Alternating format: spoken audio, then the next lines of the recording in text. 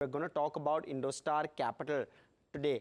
Now, quickly taking it to the company itself, it's transitioned from a lender which was into corporate lending, incorporated in 2009, but outside of that, it's transitioned since 2018 from a corporate lender more towards a retail lender. And we'll see the book in just about a bit. There you go, 74% was corporate in FY18. Now just about 5% corporate, and they're selling down fast, especially in corporate. Also, they had a chunk in MSME, the MSME lending that they had, and as the book comes up on your screen, you'll notice even that has tapered. Currently has presence in 493 branches, has around 3,700 employees, and is shifting steadily towards retail, largely CV and housing.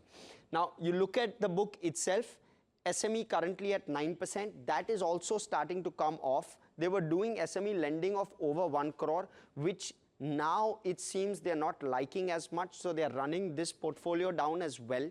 What they're moving more towards is the smaller SME lending, something in the ticket size of 15 lakhs, which is quite small in comparison to what they were doing earlier, less chunky and therefore less risky to a certain extent. What they've done with regard to NII, therefore, it seems like a turnaround story. NII is actually coming off before it hopefully goes back up. That's the current trend in NII. If we look at operating profit as well, very similar trend. But when you look at profit after tax, you'll see a slightly different trend. And we'll come to the reason why. Your PAT seems to have gotten better FY22 versus FY23, and 9-month FY24 also not looking as bad. It's a profitable NBFC now. It's also because of credit costs. Credit costs have come off quite sharply. At 1,000 crore plus is that credit cost number in FY22, which was hurting PAT. Now credit costs has gone into the negative zone, and they have SRs on their book as well, which they are liquidating. SRs are largely assets which are sold to other lenders, and now recoveries for that is starting to trickle through. Look at the asset quality, and that will suggest 9% to now 6.5% in the last 12 months is how GNPAs have progressed.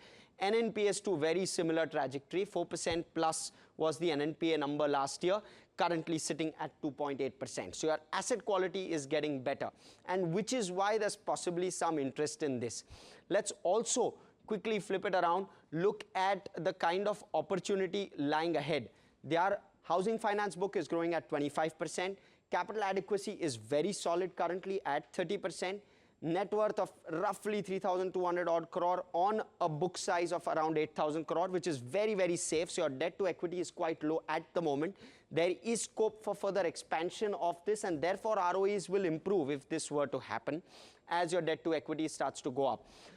This is how it's currently valued, around 0.8 to 0.9 times price to book, which is reasonable, which is possibly why there is so much interest in this one.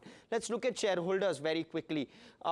We already have something like a Brookfield, which owns around a 50+% stake in the company. But you have Madhukela, who already owns roughly 3.5%, increased his stake by another 0.5% or so. So he's inching his stake up, it seems. But let's look at some of the other shareholders. We spoke of Brookfield, 56% holding, and they're going to buy another 450 crore through warrants as well. So there's a fresh infusion which is to happen at 184 rupees a share. That's the key. And now Madhukela has again bought around 7.6 lakh shares, roughly 0.5, 0.6% of capital at 186 rupees per share.